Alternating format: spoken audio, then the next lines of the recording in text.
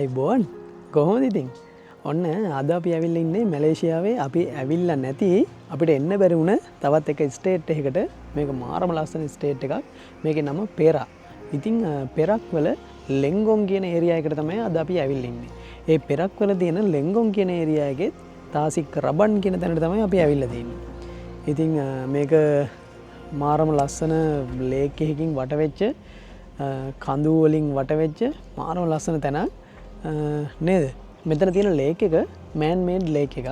ඉතින් 1928 කරපු ප්‍රොජෙක්ට් එකකට හදපු මෑන් මේඩ් ලේක් එකක් තමයි මේ රබන් ලේක් එක. සාමාන්‍යයෙන් කොලාලම්පුර වල ඉඳලා මෙහෙට එන්න කිලෝමීටර් 250ක් විතර තියෙනවානේ. 250ක් විතර තියෙනවා. ඉතින් 250ක් විතර තියෙනවා. අපි දැන් ආව විතරයි. ඔව් අපේ ගෙදර ඉඳලා 290ක් විතර තිබ්බා මං හිතන්නේ. 290ක් විතර තිබ්බා. ආව විතරනේ. එහෙනම් අපි ඉස්සරහට එක්ස්ප්ලෝර් කරලා බලමු නේ මොනවද මේකේ බලන්න තියෙන්නේ කියලා. එහෙනම් එකතු වෙලා එන්න වීඩියෝ එකත් එක්ක.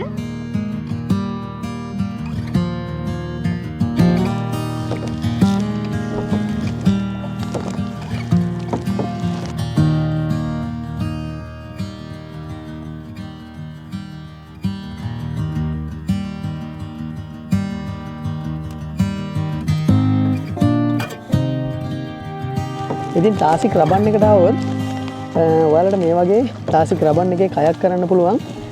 මේ හරිය තියෙනවා මේ තැනක් මාර විදිහට නෙළුම් මල් පිපිලා තියෙන හරි ලස්සන තැනක්. ඉතින් අපි ඒක තමයි මේ හොයාගෙන යන්නේ. මෙහි මැලේ භාෂාවෙන් කියන්නේ බුංගා තරතයි කියලා.